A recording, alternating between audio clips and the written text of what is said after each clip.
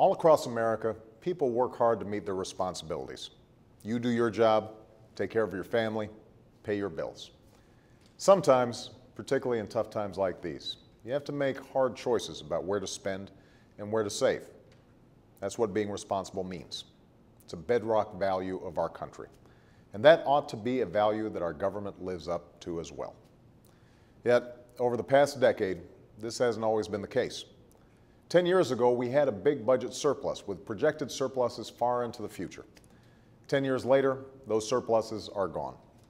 In fact, when I first walked through the door, the government's budget deficit stood at $1.3 trillion, with the budget gap over the next decade projected to be $8 trillion. And partly the recession's to blame. With millions of people out of work and millions of families facing hardship, folks are paying less in taxes while seeking more services, like unemployment benefits. Rising healthcare costs are also to blame. Each year, more and more tax dollars are devoted to Medicare and Medicaid. But what also has made these large deficits possible was the end of a common sense rule called pay as you go. It's pretty simple. It says to Congress, you have to pay as you go. You can't spend a dollar unless you cut a dollar elsewhere. This is how a responsible family or business manages a budget. This is how a responsible government manages a budget as well. It was this rule that helped lead to balanced budgets in the 1990s by making clear that we could not increase entitlement spending or cut taxes simply by borrowing more money. And it was the abandonment of this rule that allowed the previous administration and previous Congresses to pass massive tax cuts for the wealthy and create an expensive new drug program without paying for any of it.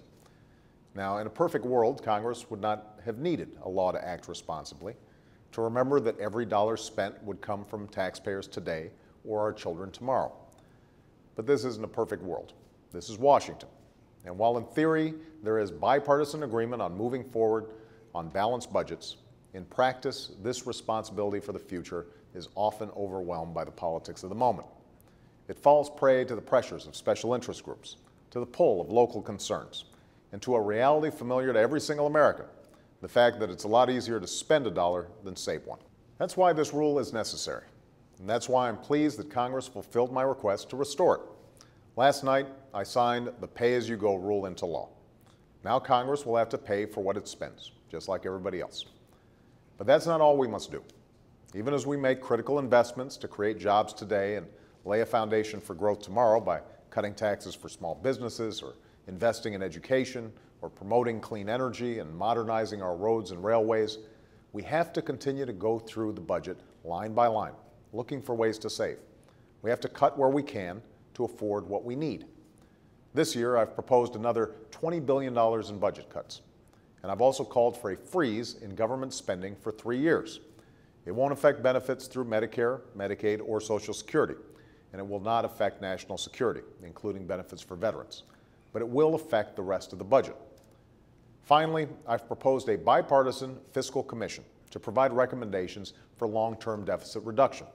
Because in the end, solving our fiscal challenge, so many years in the making, will take both parties coming together, putting politics aside, and making some hard choices about what we need to spend and what we don't. It will not happen any other way. Unfortunately, this proposal, which received the support of a bipartisan majority in the Senate, was recently blocked. So I will be creating this commission by executive order. After a decade of profligacy, the American people are tired of politicians who talk the talk, but don't walk the walk when it comes to fiscal responsibility. It's easy to get up in front of the cameras and rant against exploding deficits. What's hard is actually getting deficits under control. But that's what we must do. Like families across the country, we have to take responsibility for every dollar we spend.